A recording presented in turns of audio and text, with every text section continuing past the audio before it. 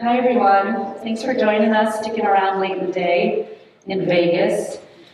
Today we're going to talk about trust. It's going to be like a therapy sesh. Just kidding, don't worry, it's not. But we are going to actually, it's interesting, we had a couple of different choices and topics that we were given, and while we will touch on AI because I guess that's like mandatory, we're mostly going to talk about trust in media because we're seeing some unbelievably interesting trends from GWI, but also some really interesting ways that Reddit is organically solving through their product some of the issues we're seeing with trust in media. So Nikki and I are coincidentally with GWI, and Rob is with Reddit. Just so you know, GWI is a global market research on demand. And so the views, the behaviors, the purchase journey, anything you want to know about 3 billion human beings in about 53 different countries, we can tell you. And some of the stuff we're seeing around this topic, which is why we thought it was worthy of your time, is that trust in all sorts of media is at an all-time low. Interestingly enough, consumption is not. Consumption of TV and social platforms like Reddit is at an all-time high, but only 11% trust what they read in proper media channels, and 15% decline in trust in social platforms. And it seems that they actually trust what brands are saying. That is at about 19%. But either way, the numbers are really low. People don't trust us. But I thought it was sort of interesting that brands in themselves actually garner more trust. And then when you look at government, it's all over the place. It really goes on a roller coaster ride. So anyway, that's what we're going to talk about today. And I'm going to start by asking Rob this question about this topic, which is, what trends on this topic in general are you seeing on Reddit? So less about your product, more about, I don't know if you've ever been on Reddit, but the content is amazing. I double dog dare you to find a subreddit that is not covered. Like, we literally played this game over dinner, and we could not, every time we were like, okay, there's no way there's like a subreddit on watermelons. Guess what? There is. Like, so name it, there's a topic there, and so they get to see what's fluctuating up and down quite a bit on just about any topic, including this one. So that's why I asked you first. Yeah, so I'm seeing a lot of the same trends that you are, where trust in institutions more broadly is plummeting, right? Trust in media, social media, trust in influencers, trust in search algorithms. But interestingly, the thing that is not falling, the thing that's actually increasing, is trust in one another. 75% of Redditors agree or strongly agree that the posts they read on Reddit are honest and trustworthy. And when we find stats like that, we sort of wonder, well, what's the effect there? What's happening? What is it about Reddit that makes it a special place? And to your point, there's some things about our product. I don't know if you're not as familiar with Reddit. There are 2 or 3 interesting features of Reddit that have been there since the beginning. Raise your hand, actually, if you've used Reddit in the last 30 days. Oh, fantastic. All right, great. So you guys know. So one of the reasons why the content is so trustworthy there is because the communities are organized around specific topics, meaning the people there are passionate and interested in those topics. It also has upvote and downvote, meaning if someone posts something that's irrelevant or uninteresting or frankly not great quality, it's downloaded to oblivion and no one ever sees it, right? And then of course we have our moderators, right, who make sure everything stays on topic, stays on agenda. So when you think about it, and I'll use a personal example. So I have 2 small girls, right, and a 3-year-old and a 6-month-old, and sleeping is brutal, right? It's terrible. Anyone with kids, it's horrible. And when you think about, well, who am I going to trust for sleep tips? Am I going to go trust the algorithm, which is going to spit out a course that I'm going to just pay $500 for? Maybe. Am I going to follow an influencer who's, again, trying to sell me something, or an influencer who probably doesn't have the same life I do? Definitely not going to post it on Facebook and wait for my mother-in-law to weigh in, right? We're not going to do any of that. But if you go to like r/daddit, which is one of the subreddits that I belong to, I can talk to dads who've gone through the exact same thing, that have a similar sort of child, that have struggled with the same sort of issues. It's that real, honest, transparent conversation that only happens because of the pseudonymity of the platform. The fact that people don't have to identify with who they are, they don't have to be connected with people in their real lives. They can just show up because they're interested in the topic and talk to other people who geek out on the same stuff. And Rob, just to add to that, the sleep, I like the sleep example. Maybe I need to look at that myself for myself, not for any child. But as I understand it, Reddit is also a place where people sort of self-govern, self-govern each other. And what we find at GWI, we want to through our stats, is many are quite political. We want socially responsible or responsible information. So when you have people within the group, if someone sort of sticks their neck out and is not responsible or sort of says something controversial, I assume the group says, hey, come back into the group. So, yeah, I mean, it goes back to, is it on topic? That's always the first question, right? If you go to r/cats and you post dog pictures, you're out of there, right? They're not going to do it. Right? And, it's the same thing in, I had a really great meeting with one of the moderators of r/politics a while back, which is, you got to imagine, one of the hardest subreddits to moderate. And she said the same thing, where, look, rule number one is this germane to the group? Is this what our community would want to talk about? Rule number two is, like any other community, there are norms, there are social norms, there are courtesies. Are you following those social norms, right, or not? I feel like this is good, like, meeting protocol. I'm gonna, like, seriously, I'm gonna be like, next meeting, I'm gonna be like, is this germane to the topic? Absolutely. Yeah. there needs to be a subreddit on that. I'm sure there is. There is. Yeah. You're right. r/meeting etiquette. Someone Look it check. up. I guarantee you it's there. That's interesting. Okay, so this is the part where we talk about AI. I'll start with you, Mickey. But I mean, obviously, AI can give it and it can take it in this category, right? So it can moderate beautifully, but it can also spread misuse of information and cause, I don't know, like civil unrest. So I wonder, like, how are people feeling about the application of AI here, or anywhere, actually? I think it's pretty bifurcated for consumers. On one hand, 60% are really excited about AI. There's a lot of potential behind AI, whereas 71% of people think it's going really fast. So you have both sides of the coin. And I think a big part of that is the fact that AI is relatively new still. And as social good projects come out, I read earlier this week that the Mayo Clinic is going to be working with a company to go through all of their data and to find better protocols for healthcare. That's an amazing application of AI. If we can see it in our lives in healthcare, in the environment, using big data and finding patterns that help us from a social good, people will start more and more to trust AI. Do they trust it today? I don't know. It's a little new. They're excited about it. But trust is something different. And we also find that 30%, I think, is like this. Yeah, I love this stat from the report that you guys did, where only 30% of people feel like they can accurately identify AI-generated content, which is fascinating, right? And I would imagine that this is what they feel. What do you think the actual number is? Probably far lower, right? Sure. I mean, I really can't tell any of it unless it's of me, like those AI-generated. When I have a six-pack, I know it's not real.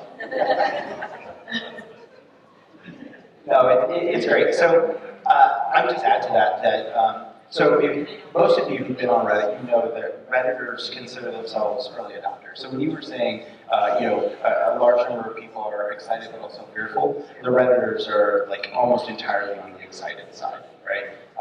82% of them consider themselves early adopters. 79% of them say that they're the most influential person in their friend group or family, right? They throw themselves into new tech. But what's interesting is they see this as an opportunity for them to shape the norms and the guidelines and the rules for how things like AI, technology like AI, will be used. And so I'll give you just two examples of how that plays out on the platform.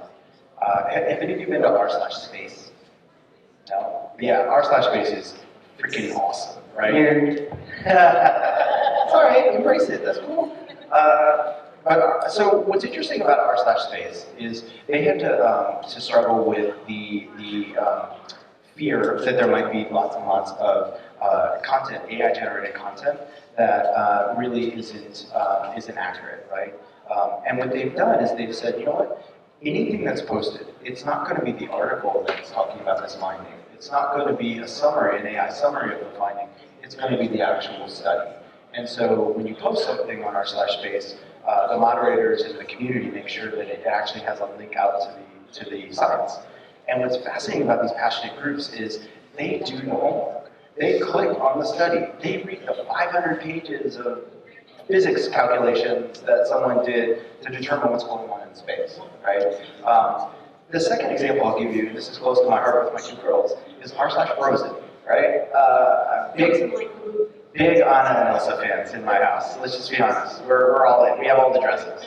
So on r/Frozen, this is not what a 20-year-old thought he would be doing. Next Halloween.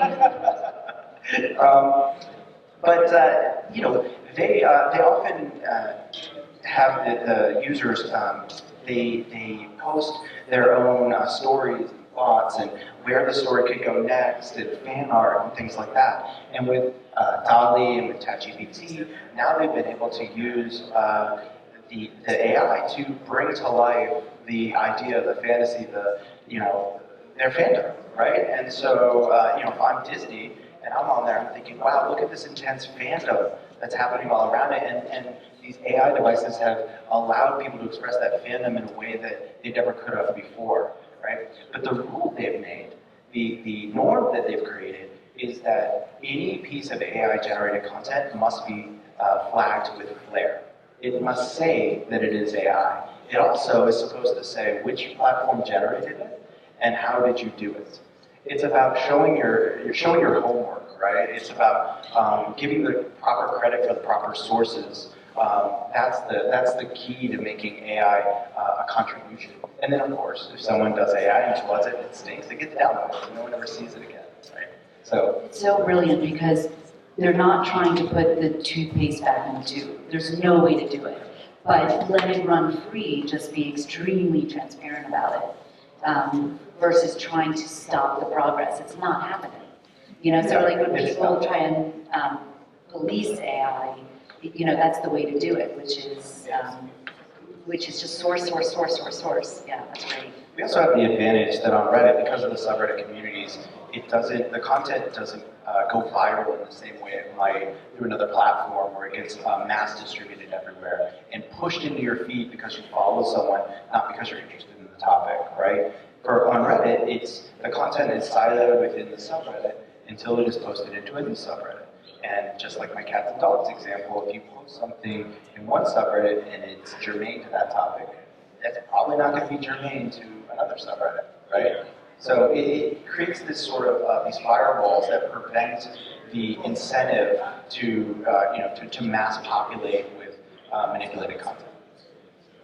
So fake news can't proliferate on Reddit, really, for the most part. Not as effective. Good. No one will ever quote you saying that. I know. Deal. Okay, but that does lead me sort of my next line of questioning, which is around this idea of media literacy.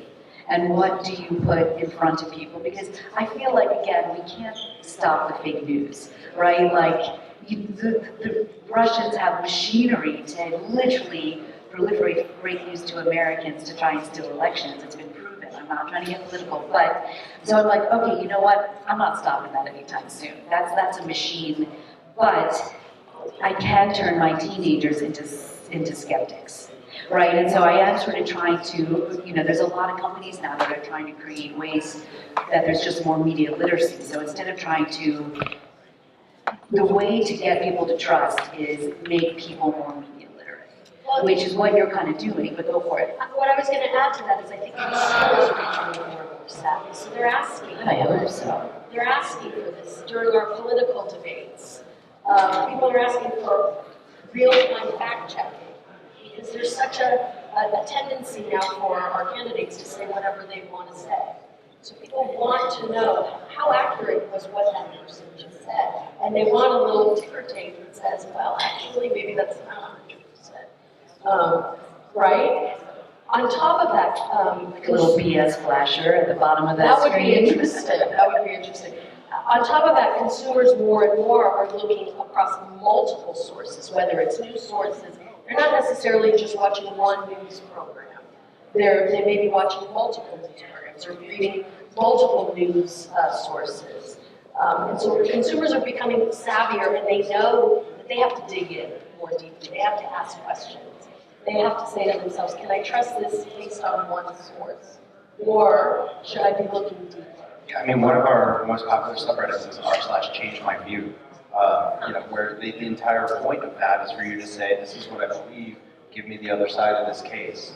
78% of Redditors believe that I should say, come to Reddit specifically to have their point of view challenged, right? 90% of them believe that they're more open-minded than other platforms, right? So there's this, and I'm not using that as like, Redditors are just like everyone else, but the point is it's showing this sea change of people intentionally saying, I need to have my point of view challenged. I can't just live in my echo chamber forever.